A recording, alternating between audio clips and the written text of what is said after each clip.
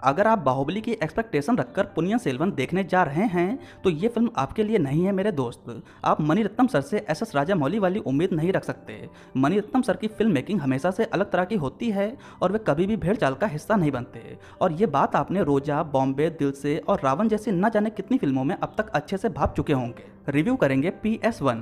तो दोस्तों चैनल को सब्सक्राइब करें और वीडियो के साथ बने रहें।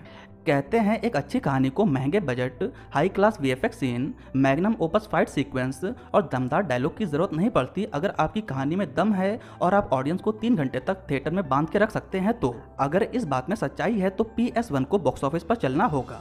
बेसिकली PS1 कल्कि कृष्णमूर्ति की 5 भाग में लिखी किताब पुनियन सेल्वन पर बेस्ड है, जिसकी कहानी चोल साम्राज्य के इर्द गिर्द लिखी गई है। एक निर्देशक की असली प्रतिभा तभी देखी जा सकती है जब आप उसके सामने 5 मोटी किताब रख दो और कहो कि 3 घंटे की फिल्म बना के बता। इतनी लंबी नॉवेल और इतने कैरेक्टर्स के बावजूद मेरे हिसाब से मणिरत्नम सर तभी जीत जाते हैं जब उन्होंने अपनी PS1 से पुनियन सेल्वन का सार और कैरेक्टर्स का इंट्रोडक्शन इंटरवल तक में ही बड़ी क्लियरली से बता दिया था, वो भी मेरे जैसे इंसान को जिसने पुनियन सेल्वन का पी भी ना देखा हो।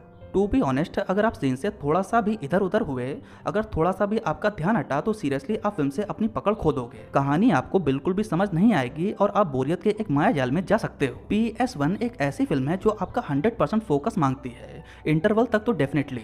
कैरेक्टर्स के नाम इतने कठिन हैं, प्लेसेस भी इतने कठिन हैं कि आप डेफिनेटली कंफ्यूज हो सकते हो अगर आपने नॉवल नहीं पढ़ी है तो। मैं एक सजेशन देना चाहूँगा कि फिल्म को देखने से पहले आप मोटा मोटी ये जान लीजिए कि कौन सा कैरेक्टर किसने प्ले किया है, ताकि कहानी को समझ पाना आपके लिए और भी आसान हो जाएगा। चियान विक्रम, कार्थी, जयम रवि, ऐश्वर्या राय बच्चन, त्रिशा कृष्णन, ऐश्वर्या लक्ष्मी, सोबिता धुलीपाला, प्रभु, शरद कुमार, विक्रम प्रभु, जयराम, प्रकाश राज, रहमान और आर प्रतिभन जैसी इतनी लंबी चौड़ी स्टार कास्ट है कि आपको फुल्ली फोकस्ड होकर समझते रहने की कोशिश करनी होगी। हालांकि मेकर्स इस बात को बहुत अच्छे से जानते थे, इसलिए कई जगह पर इंटेलिजेंट वे में कहानी की स्पून फीडिंग भी कराई गई है। आप इंटरवल तक आई एम श्योर कि पूरी तरह से कैरेक्टर और कहानी पर अपनी पकड़ बना लोगे और फिर कहोगे अच्छा।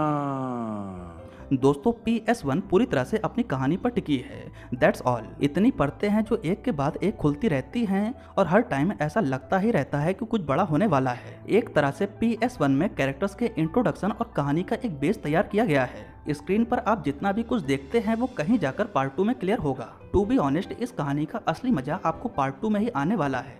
जिन्होंने पुनियन सेल्वन नहीं पढ़ी है उनके लिए ये कहानी एक नई तरह की हो सकती है। दोस्तों फिल्म की कहानी के बारे में कुछ भी बताना एक तरह से स्पॉइलर माना जाएगा। मोटा मोटी आप इतना जान लीजिए कि चोल साम्राज्य पर राज करने के लिए काफी बड़े लेवल पर षड्यंत्र हो रहे हैं। सुंदर चोल के 2 बेटे हैं, जिसमें बड़े बेटे का किरदार निभाया है चियान विक्रम ने और छोटे बेटे के रोल में जयम रवि नजर आने वाले हैं। इत्तेफाक से और डेफिनेटली कुछ जेन्युइन रीजन के चलते ये दोनों उत्तराधिकारी बाहर हैं। दोस्तों इसी बीच चोल साम्राज्य की गद्दी का तख्ता पलट करने की साजिश चल रही है और इसमें ऐश्वर्या राय का भी एक रहस्य छुपा हुआ है।